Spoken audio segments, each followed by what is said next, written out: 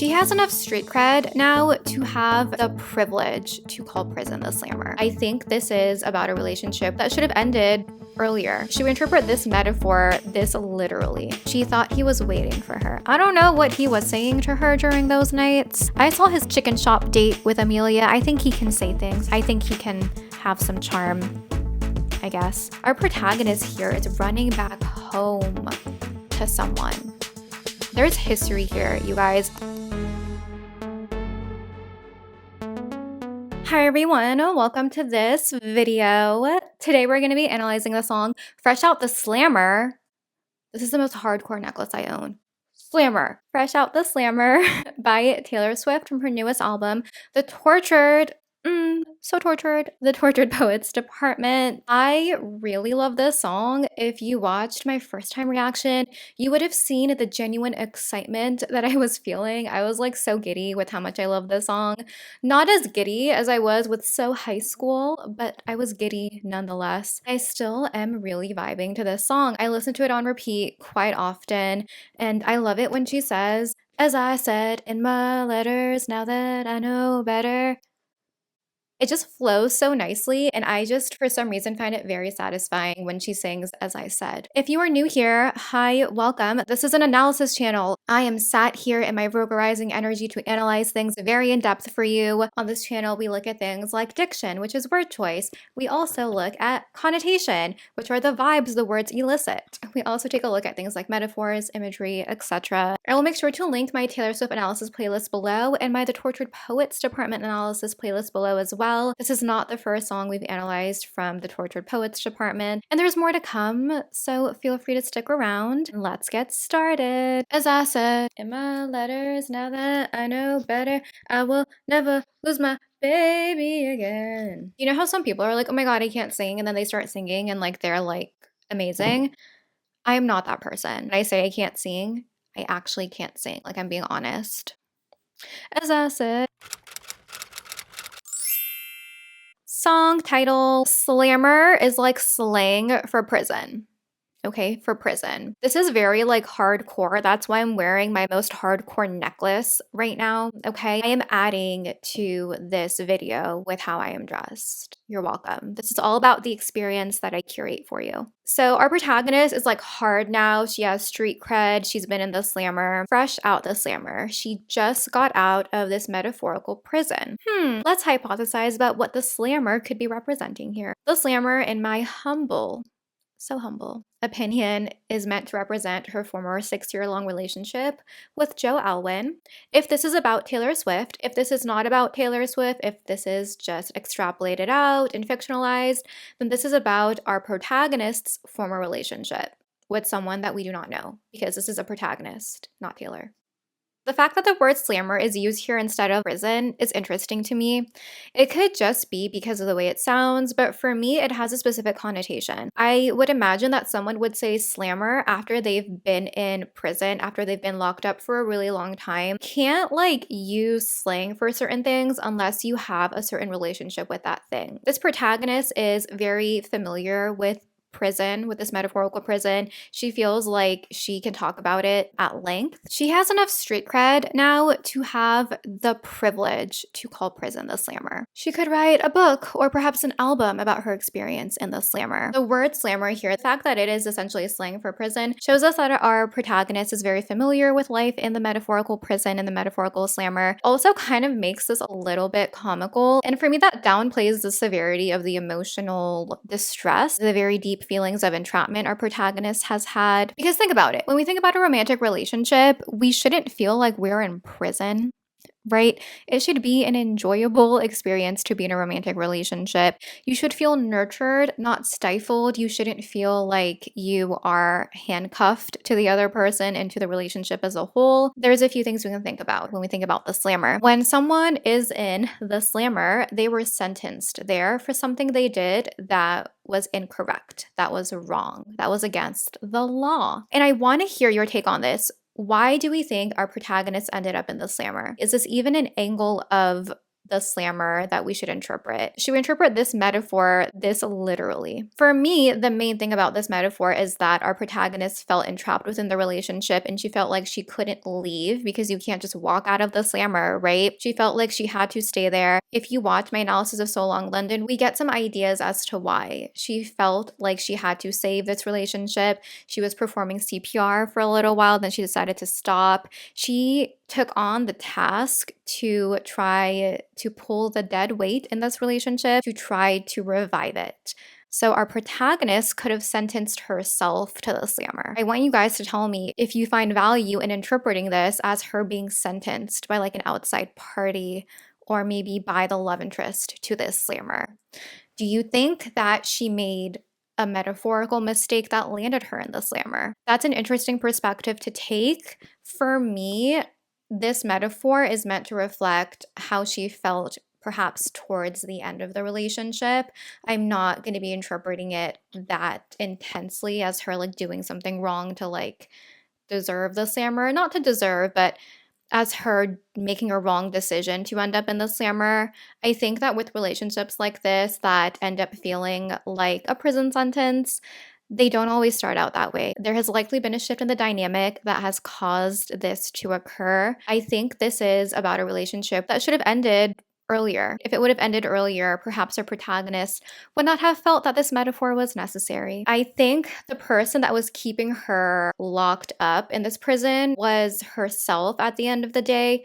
But I do think there were dynamics that were created within this relationship in regards to how the protagonist related to her lover and related to the relationship as a whole, as its own entity, that caused her to hold on for so long, that caused her to have a white knuckle dying grip as the ship went down. I think sometimes we may imprint on a relationship and a person not for like what they actually are in reality, but for what they represent to us.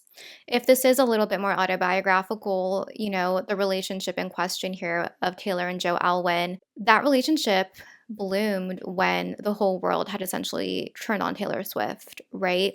That has a value. That is a delicate .mp3 situation. I can see why someone would want to hold on to a relationship that was with a person who really loved her for her. So she thought. So perhaps our protagonist ended up in the slammer because she was defining this relationship in the past and not looking at what it had become in present. I would love to hear your thoughts about this. And the reason I say he loved her for her, so she thought, this is another conversation we can have. And I am 1 billion % extrapolating this out. I don't know these people. I don't know the dynamics of their life, but we can talk about these things. And it's interesting and it's good to talk about these sorts of dynamics because they come up in real life, right? So extrapolating this out from Taylor and Joe, when you are at your lowest and someone is in love with you, you can say that they love you for you, but are you really yourself in those moments where you're at your lowest?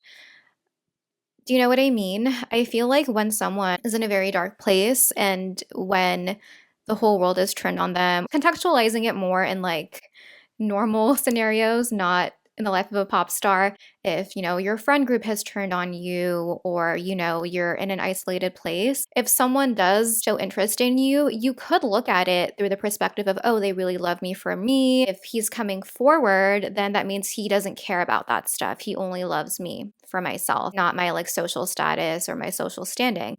And that's a valid way to interpret it. However, playing devil's advocate, are you really your true self when you are that isolated?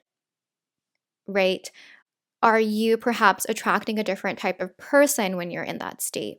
And I'm not saying that the person you would attract is a good or bad person, but would they be the same type of person you would attract when you are your true self? But then we can really get into like an existential crisis with the way that I'm thinking about this. Let's pose this question. How would you define your baseline self? Would you define your baseline self as being a person with that friend group or with the world loving you if you're a pop star?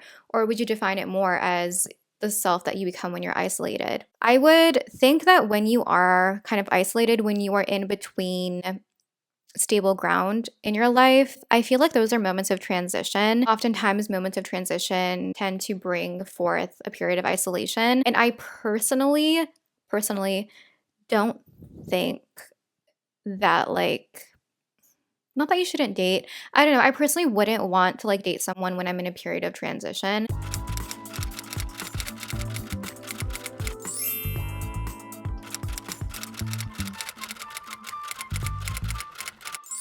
because you're in transition, right? And I personally wouldn't want to date someone who thinks they know me when I'm in a moment of transition. I would want to feel more like stable in who I'm becoming. And again, I'm not talking about Taylor in this instance.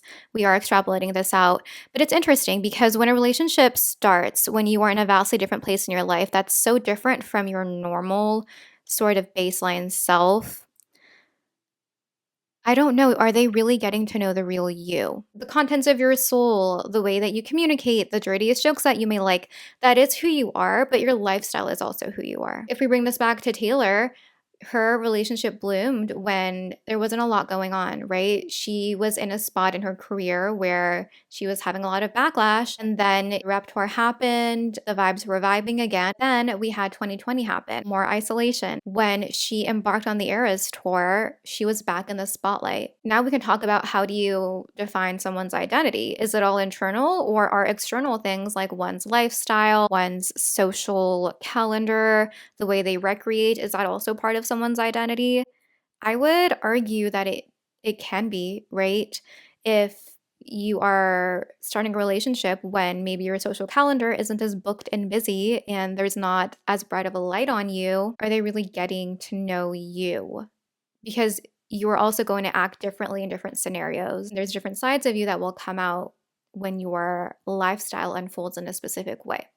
I'm going to stop talking about that. We haven't even started with the lyrics yet, but those are some thoughts I have about the song title here. And this is interesting because we have the song Getaway Car and Reputation with the light of freedom on our protagonist's face. Our protagonist has felt entrapped by a relationship before, so this is interesting. This is happening again, but I'm going to argue this is on a much grander scale. The last time our protagonist felt the need to escape a relationship, she drove away in a getaway car, which was a rebound relationship with someone, and she's in a rebound relationship here again. Let's go ahead and get started with verse 1. Now, pretty baby, I'm running back home to you. This is where we have to talk about the lore with Matty, Healy, and Taylor Swift, and I touched upon this a little bit in my previous video. Apparently, allegedly, Taylor Swift and Matty Healy have had a thing or have had interest in one another since the 1989 era. So about a decade now, about 10 years. There is history here. There's lore here, apparently. Lore that I was not aware of 10 years ago, but apparently there's lore here. The first lyric here suggests to me that our protagonist isn't just running into a random person and having a hookup with them. She is running back to someone, and it's back home. Back home. Diction matters. Let's look at the word home and talk about it. Home is a very stable word. Home connotes a feeling of safety and familiarity. Safety and familiarity. Those are things you don't feel with a random person. And if you do, those feelings are not real, okay? Our protagonist here is running back home to someone. There's history here, you guys. There is history here. This is someone the protagonist already had in her contacts on her phone. Okay. One can assume they've had conversations, maybe on swing sets. I don't know. This is someone who's been on the protagonist's mind because she's running back home to them. And again, let's look at the diction. She's not walking briskly. She's not walking leisurely. She is running back home. There is a feeling of not desperation, but a feeling of relief and passion and a little bit of mild chaos that I associate with this line. She is running back home. She's like, finally, I get to go back home. In the slammer in London next to the Heath. In the slammer eating Nando's. You guys, everything I know about England are from Zoella vlogs. So yeah. Then it says, fresh out the slammer, I know who my first call will be to. When our protagonist is reintegrating herself back into society, she knows who she's going to be calling. And ironically, it's another British man, but it's fine. It's fine. Our protagonist is fresh out the slammer. The word fresh means that she literally just walked out. They literally gave her personal belongings back, and she's like, okay, I have my phone back. And then she's like, okay, I'm going to be calling Matty Healy of the 1975 right now. Again. I also want to compare the diction here of the word slammer versus home. They are in direct opposition to one another, and we can think about this as a juxtaposition if we want. Prison, the slammer is cold. It's harsh. There are no cute vibes associated with it, but a home is warm. It's cute, it's familiar, and it's safe. Prison is like not pastel coded at all, but a home can be like pastel coded, or if it's Maddie Healy's home, probably black and white with typewriters everywhere. Fresh out the slammer. Oh. Let's move on to verse 2. Verse 2. Another summer, taking cover, rolling thunder. He don't understand me. In verse 2, I believe the protagonist is referencing her long-term relationship. It says another summer, and this reminds me of the lyric, I've had you 3 summers now, baby, I want it all.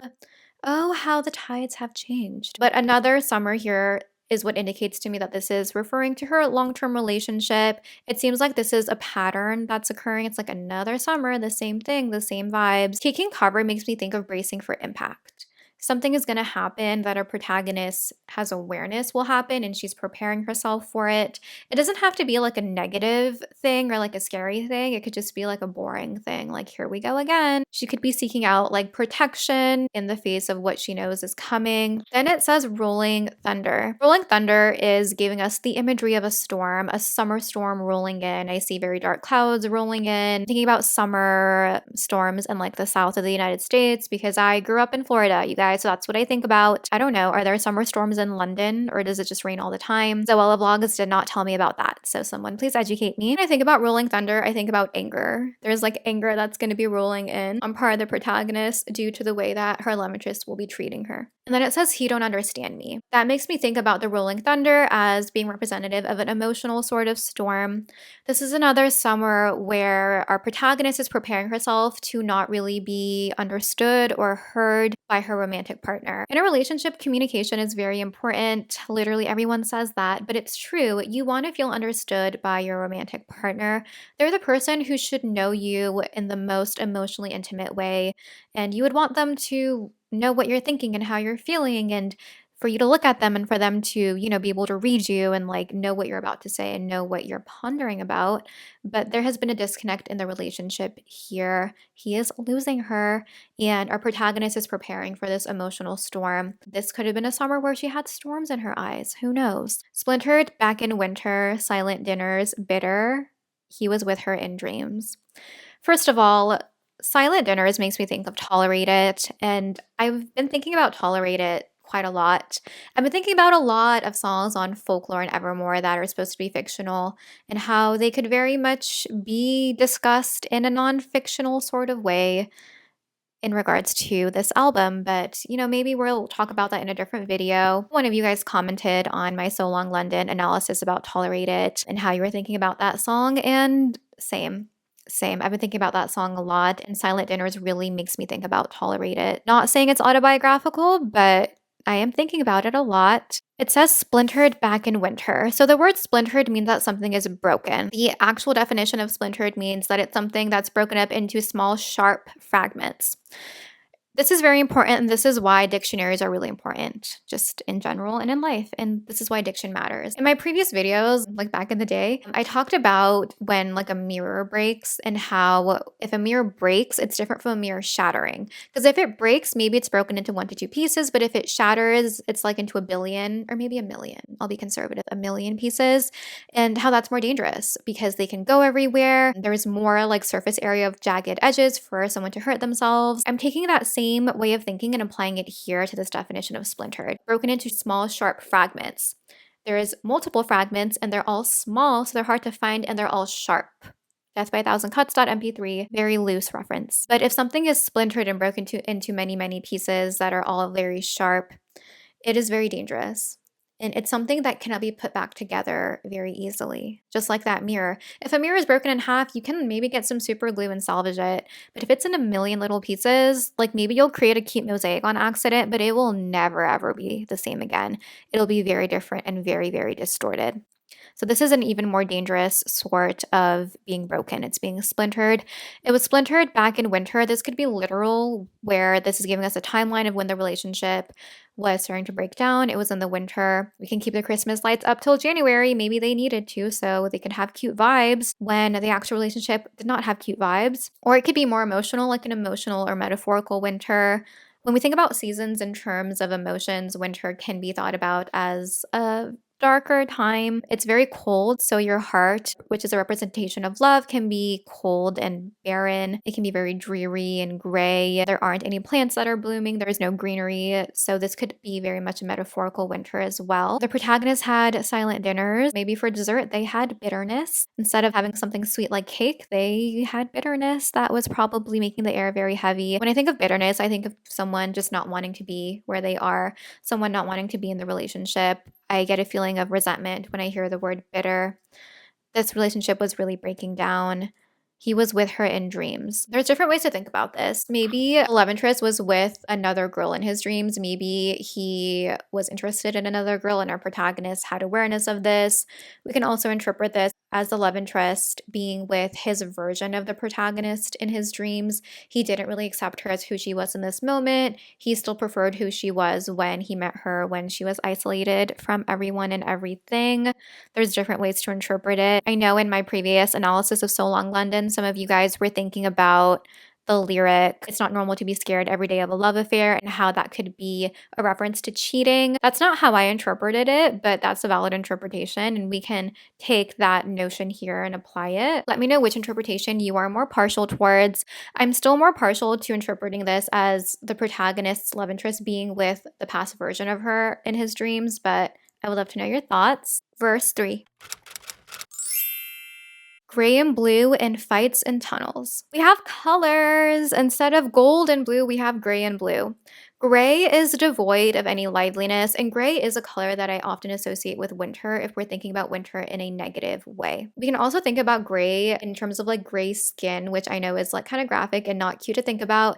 But I was just thinking about the lyric in So Long London where our protagonist said the color was coming back into her face. We can think about it in that way as being like an emotional grayness. We can also think about this as like a gray area where the protagonist's relationship is in limbo. The sense that I get about this relationship based on the lyrics that I think are about this relationship is that this relationship's ending was really drawn out. So I would assume that there was feeling of a gray area. They were in limbo. This is really interesting because the song Getaway Car had the color gray in it as well. And that song is about a similar situation where the protagonist is escaping from a relationship. I will say though, Fresh Out the Slammer doesn't give me the notion that she escaped from the slammer. I think she earned her way out of it, but still, it's about kind of like a rebound after a long-term relationship. Again, we have the notion of a gray area and the color gray in that song. I get a feeling of unsureness when I think about the color gray, and it's like murky.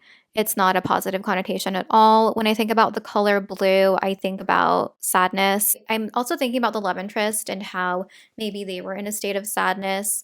I'm thinking about the lyrics in So Long London where he sacrificed them, the relationship, to the gods of the blues, the blue days. I can never remember that lyric, you guys. I did analyze it, but there is just a lot of lyrics here. I am thinking about the love interest and maybe his emotional state. So we can think about this maybe as the gray being representative of the protagonist, where her mind was at. She was kind of in limbo in a gray area, whereas the love interest was in a blue state of emotional existence. Or maybe she was feeling blue too. My heart's been borrowed, yours has been blue. Blue has consistently been associated with the love interest in this relationship. Fights and tunnels. So fights were so common that it's just kind of being grouped in here when talking about the status of the relationship. So the relationship was potentially breaking down. There was a frequency of fights. When I think about tunnels, I'm thinking about like literal tunnels. Maybe they were driving through tunnels a lot. Zoella Vlogs didn't teach me this either. Are there a lot of tunnels in England? IDK. If you want to think about tunnels metaphorically, it's bringing forth some darkness. You're driving through tunnels, so that's a transportation metaphor. You're trying to get somewhere, but the path has darkness. There's different ways to interpret it, but I am, for some reason, more partial towards interpreting tunnels literally as just being a part of their fights and being something that is in her memory of them just going through tunnels a lot. I know that sounds random, but I think sometimes something in our mind sticks out to us within a specific time period, even a specific route that you were going to, like your favorite bakery during that time of your life. It just sticks out to you. So that's why I don't feel the need to interpret tunnels as metaphorical, but we totally can. And let me know what you think about that. I would love to know. This next lyric is so interesting. It has me shook. It says, "Handcuffed to the spell I was under." Very good lyric. It's excellent. The protagonist was handcuffed to the feeling of love. That's what I am thinking the spell is. She was in love with her love interest. She was in love with him. You know, she was in a relationship with him for 6 years, so that checks out. Also, she could have been handcuffed to the way this relationship was when it first started. The idea of the relationship is what she could have been handcuffed to. That's what the spell could be. So the spell could be love, it could be the past, it could be what the relationship represents to her as being a symbol or a definition of true love, of someone loving her when the world did not. There's a few different things the spell could be. It could be a combination of those things, like an elixir or something. Is that what an elixir is? I'm not going to look it up, but Elixir was, I think, the name of Hilary Duff's book, her fiction book that I read. I don't remember what it was about, but I read it because I love Hilary Duff. The fact that she's handcuffed to something intangible like this spell, like this emotional sort of spell, to me is so satisfying. If you've been watching my videos, you know how much I love when intangible things are represented tangibly. It just is so satisfying to me, and I love this sort of thing. And this is really devastating because she wasn't handcuffed to like the bars of a prison cell where she literally couldn't get out. She was handcuffed to something intangible, which makes you think that she could walk away from it much more easily. It's kind of heartbreaking when you think about it like that. But that's what had kept her in the slammer. This was a metaphorical slammer that she technically could have walked out at any time. But, you know, emotional slammers, emotional prisons are difficult to get out of. They have their own security. They are fortified in their own ways. Handcuffed to the spell I was under for just 1 hour of sunshine. Another satisfying lyric. Sunshine here brings forth light imagery, and this is in direct opposition to the rolling thunder we had prior. I talk about light imagery versus dark imagery very often on my channel, and we can look at this as a bit of a juxtaposition with the rolling thunder in the prior verse. Light brings forth positive vibes, right? And in this context, the sunshine is meant to reflect a feeling of freedom, the light of freedom on her face. Our protagonist was in a darkness here. She was in a gray area. Tunnels bring forth darkness. The thunderstorm brings forth darkness. But the light here, to me, suggests freedom. To me, it also represents feelings of happiness, of safety, of comfort, a feeling of home. I think that she wasn't feeling at home in this relationship anymore, so she tried to seek out that feeling when she made her first call after she, you know, was able to undo these handcuffs that she was in. So she was handcuffed to this relationship or to this spell for a very long time, and she had to endure a lot of darkness for a very minuscule amount of positive vibes. The payoff of her very hard and diligent work of trying to carry everything up a hill was very minuscule. What she was enduring was not worth it. Years of labor, you guys, labor. Diction matters. Labor is a very heavy word. Labor is not the same thing as work. Like hard work and labor are very different. When I think about the word labor, I get a connotation of heaviness. I get a connotation of very intense exhaustion and fatigue and frustration. When I think about labor, I think about someone who is doing physical work, physical labor with their body. They're sweating. They're potentially dehydrated. I think about there being like a sense of suffering, honestly, when I think about labor. And it's years of labor. I don't think that she got to enjoy the fruits of her labor, but this was going on for a very long period of time. If this is more autobiographical, this relationship in question was in existence for 6 years. How many of those years was our protagonist doing this sort of labor? I am thinking of emotional labor, and I did talk about that in my analysis of the song So Long London. Years of labor locked away in her youth. So Long London. And ceilings, while she was lying down and looking up at the ceiling of her prison cell. That's what I'm thinking about.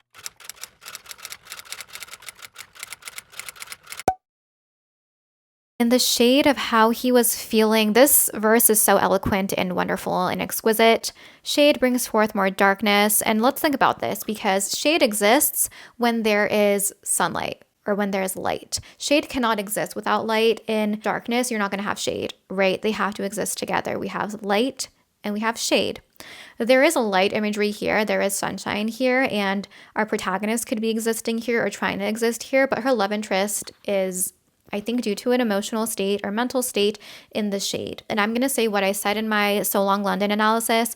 I am not tying emotional health or mental health to a specific person here. I am extrapolating it out and just talking about the lyrics here. It is not appropriate for me to talk about anyone's mental or emotional health. I feel very strongly about that. I don't want to like speculate on any one person's mental health or emotional health in that way. But based on the lyrics here, that's why I'm saying this. And right now I am talking more in general. The love interest here, because it says how he was feeling, was in the shade, metaphorically, and this caused this shade to be cast onto the protagonist. She was stuck in the shade of how he was feeling. His vibes were dictating the vibes of the entire relationship. She could not offset his vibes with her vibes. But it's gonna be all right. I did my time. Our protagonist at this point is trying to detach from all of this very intense heaviness she had to endure. She's like, it's chill, you guys. It's chill because she did her time. It's over. She has served her sentence. She tried. She really tried with her white knuckle dying grip to hold on to the relationship. And I think she's at a point where she's like, you know, I did my best. I didn't give up on this. This makes me think that she's saying that now she deserves something better because she gave all that she could. I think that a lot of us think because we endure something really difficult that we deserve something better just because we endured that thing. You always deserve good. But this makes me think about like the notion of having to suffer for goodness in your life. I'm kind of extrapolating this out, but this is something it made me think of. So I'm going to tell you what I'm thinking of. That's the whole point of this channel. When it says, you know, but it's going to be all right, I did my time. You could have also just like not done that time and still have things be all right. And I know it's very easy to say it and very difficult to do, especially in the context of a romantic relationship when there's history and feelings involved and when we're defining certain things in certain ways. You can also just deserve good things without having to suffer beforehand. You can just like walk away from something and not make yourself suffer and then not think that because I was strong and endured this, that means I deserve something good. You can just deserve something good as a default. I'm extrapolating that out, but just thought I'd share. Let me know if you have thoughts about that. Chorus.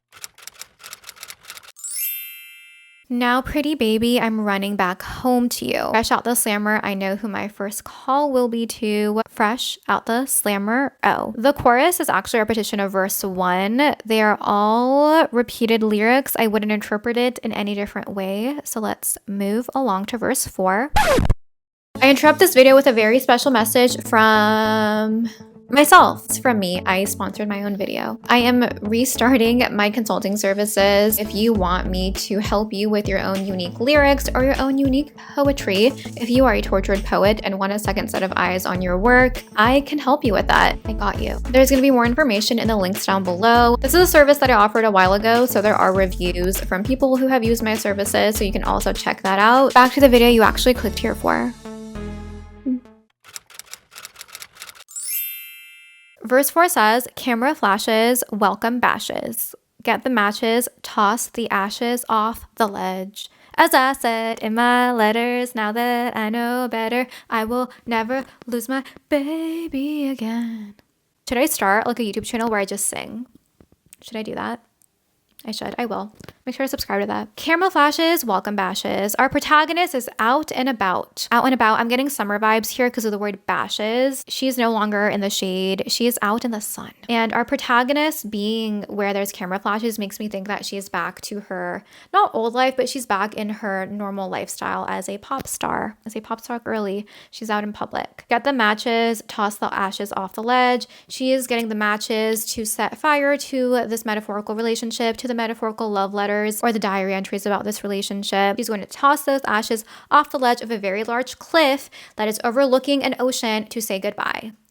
She's saying goodbye to London while throwing those ashes. She's not keeping those ashes on the mantle of her home by the heath during the winter. I love that for her. I love that for her.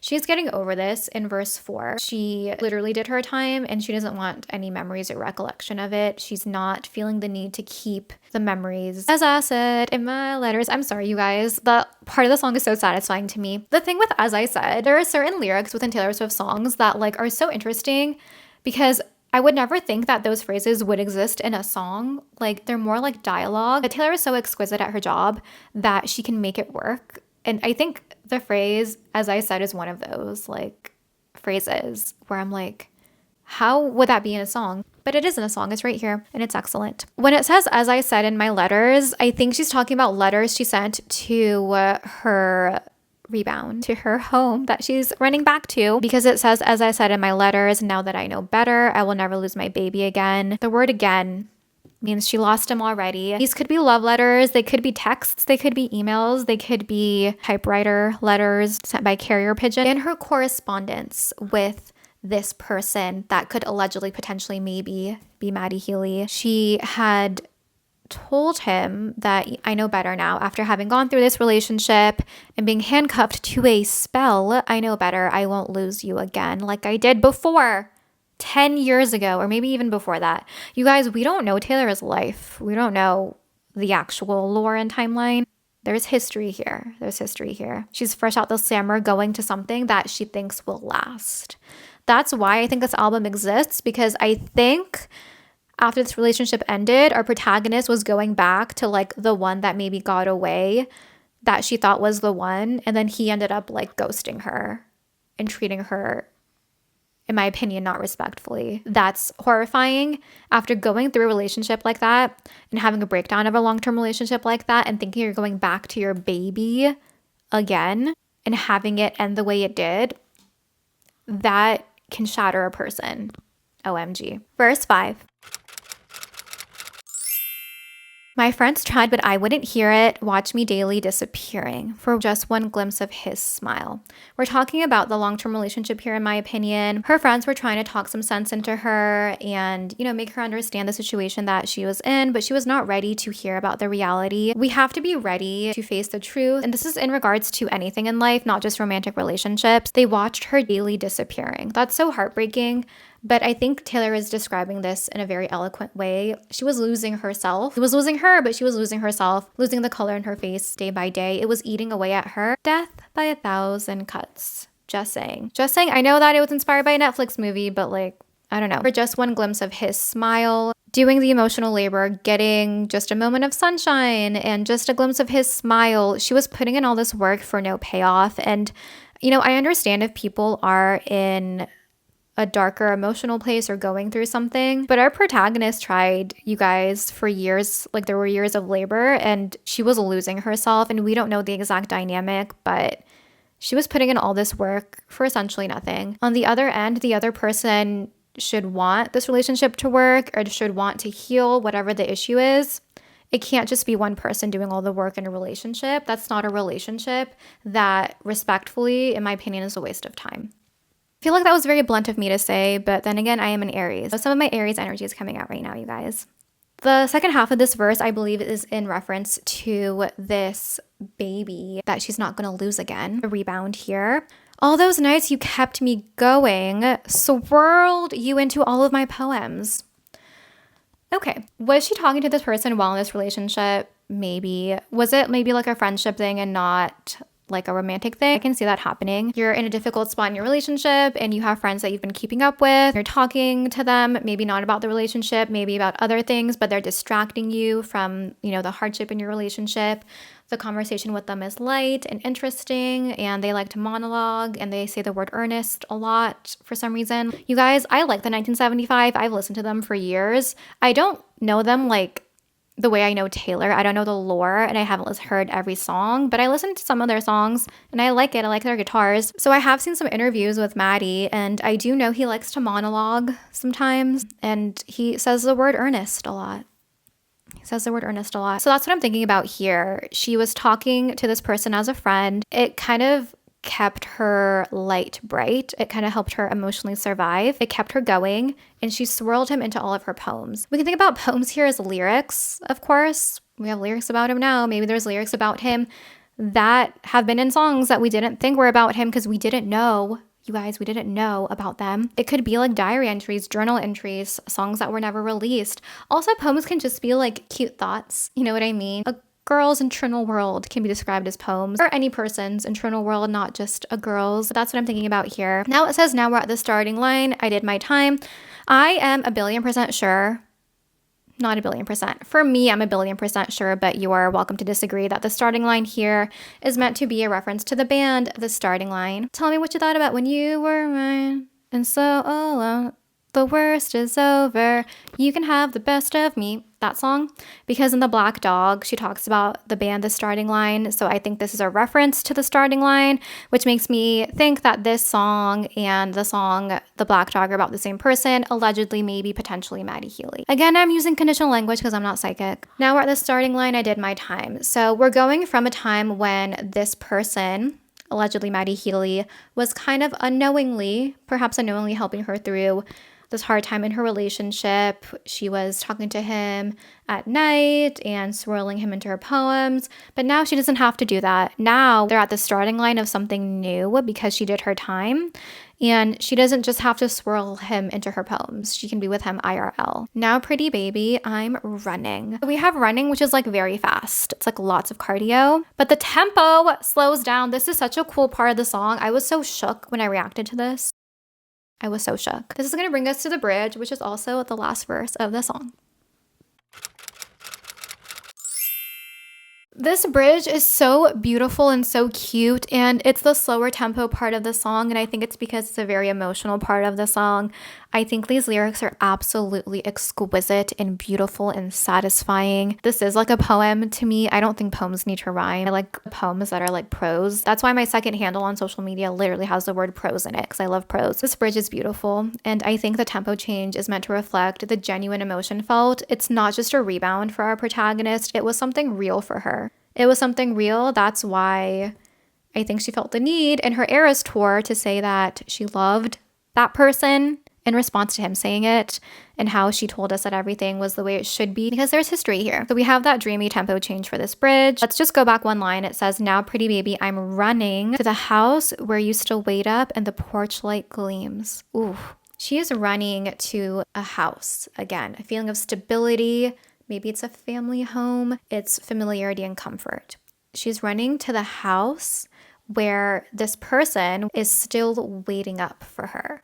She thought he was waiting for her. I don't know what he was saying to her during those nights. I saw his chicken shop date with Amelia. I think he can say things. He can banter, okay? He can banter. I think he can have some charm, I guess. So she was running to the house where she is under the belief that he is still going to be waiting up for her.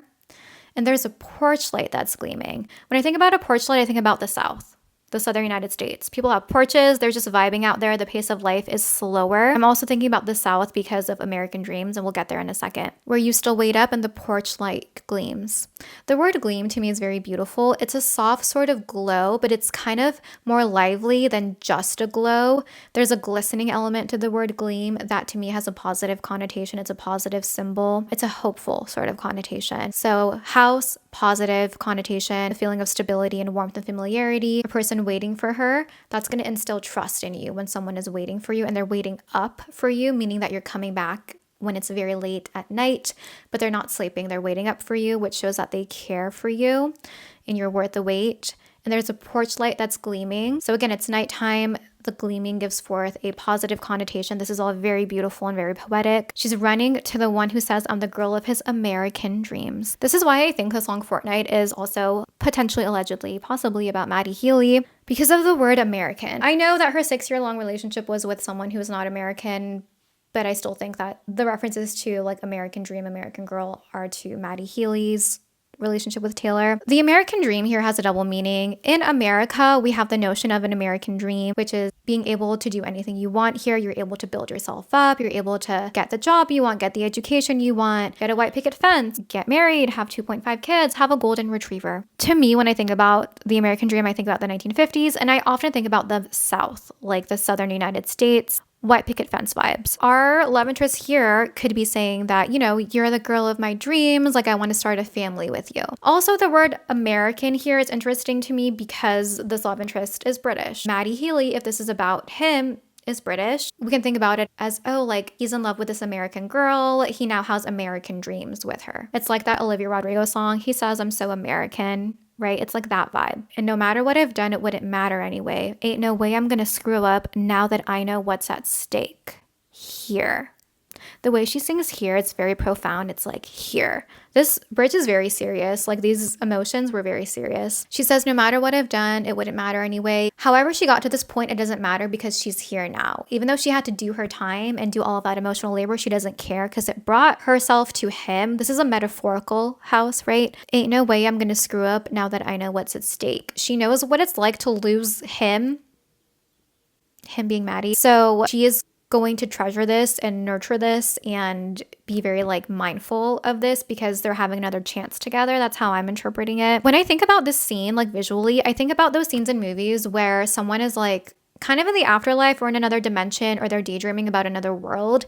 I get that dreamy vibe here. It's like a daydream in another dimension. It's very interesting. I'm thinking about the lyric that she used to love it here in So Long London, talking about that relationship, but now it says, ain't no way I'm gonna screw up now that I know what's at stake here. So she's very much here, present in the relationship that's about to start with this new lover. Also, the here has a double meaning in reference to the next lyrics, which state, here at the park where we used to sit on children's swings, wearing imaginary rings. This is really interesting.